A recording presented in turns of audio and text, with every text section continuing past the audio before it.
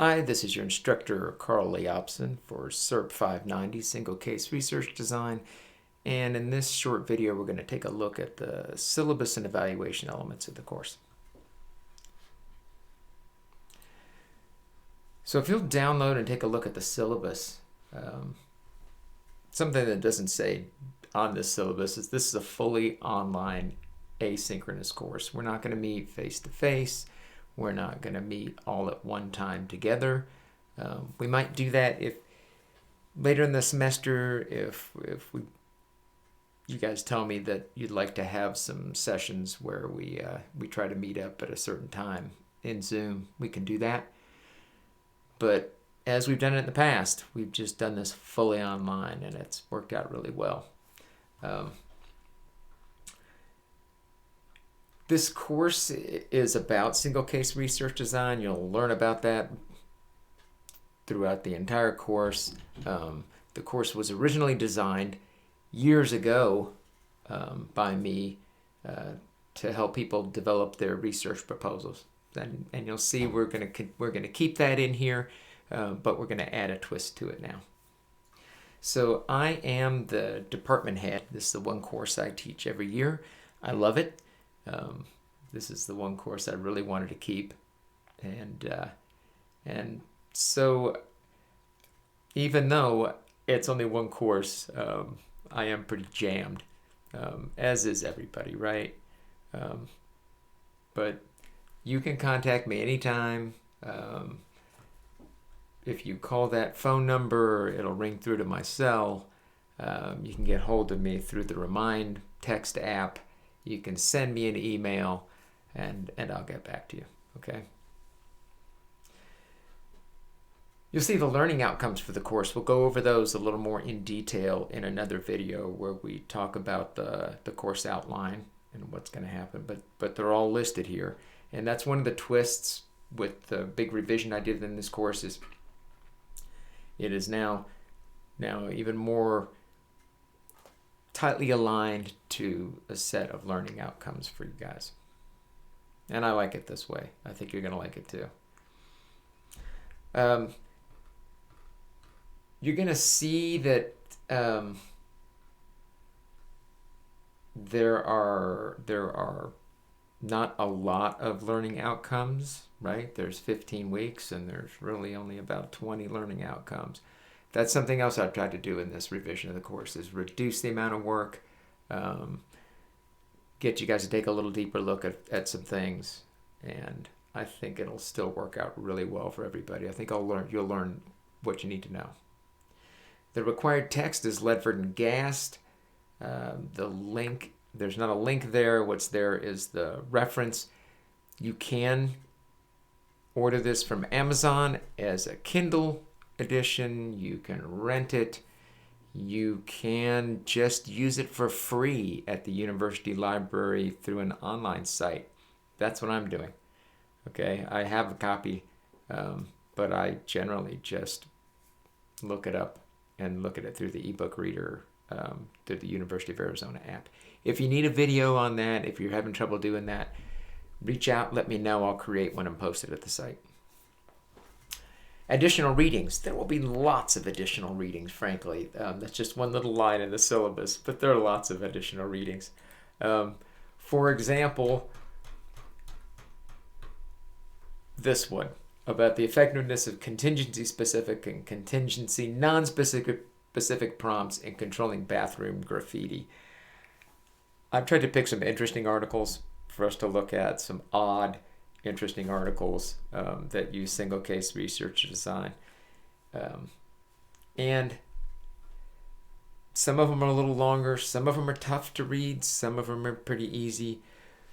But I don't have you read every single one. Usually when there's a reading for the week, I give you a selection you can choose from, and you pick one or two that look interesting to you, and then that helps you learn about that version or that methodology, that specific methodology we're learning about that week in single case design. So I will post all those. All of those will be available to you. You don't have to go out and get any of those. As far as required software, Um, you don't have to have Microsoft Word, although that's a little easier for me because that's what I have. Um, you will need some kind of graphing program, and I use Excel, and I'll teach you how to use Excel to create graphs. Graphs are an incredibly important part of single case research design. Um, it's how results are presented, it's how results are interpreted. It's not in charts and tables, it's in graphic form. So it is free for you to use, but if you want to use something else, I've had people do that, just let me know. We'll work it out. We'll make it work. Let's get on to the assessment piece of it, the evaluation piece of it. So I have kind of shrunk down the required evaluation pieces in here.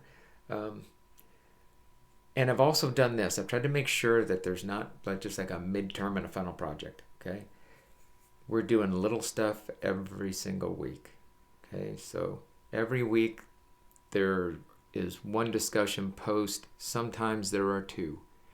That's kind of the flow of this course. So their discussion participation is big, and there will be 20 discussion posts worth 2 points each for a total of 40 points. And my basic rubric for a discussion post is if there's a question and you don't address it whatsoever, you go off in a completely odd direction, you might not get any points, and I'll ask you to refocus. If you pay some attention to the question, but it doesn't look like you've added anything from the week's readings or the week's content and videos that we've looked at, I'll give you a 1, and I'll say, why don't you add something else to get a 2? If you are on topic and I can tell that you were engaged in the week's work because your material that you put out there kind of shows it, you add some keywords, or you reflect on something that you saw in a video or a reading, then you'll get a 2. If you go an extra mile and you really dig in there, I give bonus points, so you might get a 3 that week. All right. Visual analysis. Like I said, graphs are a critical part of single case research design. So you are going to learn to interpret graphs that look like these. Some of them look different than this. There'll be all manner of graphs, and some of them are messy and some of them are clean, and you're going to have to use a ruler and a pencil. It's a trip, and some people love it and some people find it frustrating, but I'll try to help everybody get through it, okay? So since single case research design is so graph heavy, you're also going to have to learn how to create graphs. And if you are a BCBA or you are a school psychologist, all kinds of fields, people use graphic data to record client progress. So little graphing practice wouldn't hurt. So I'm gonna teach you how to create graphs that are publication quality, that are ready to go in a journal. All right. I'll give you data. You create 3 different graphs, and I rate them. And we'll talk more about that when we get to it. And then there's a culminating activity. So you can choose one of 2 things.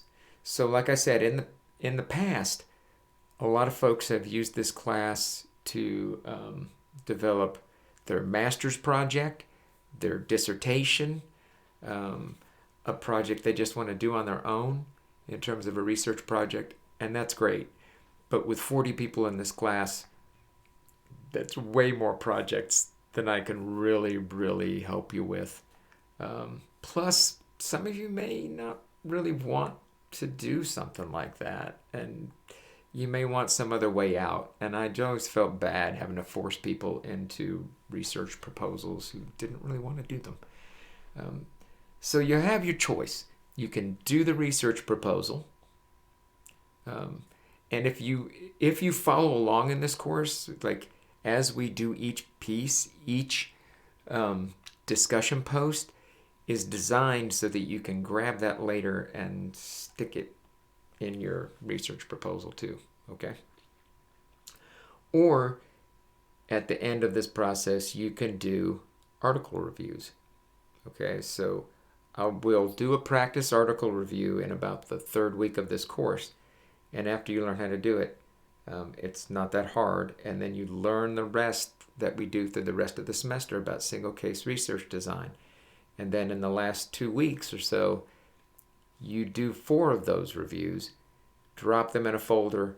That's your culminating activity for the course, right? So that's 40 points, or the research proposal is 40 points. So the overall summary is, right, discussion participation, 40 points. Those are spread throughout the semester, so you build up 40 points. They're just going to be there.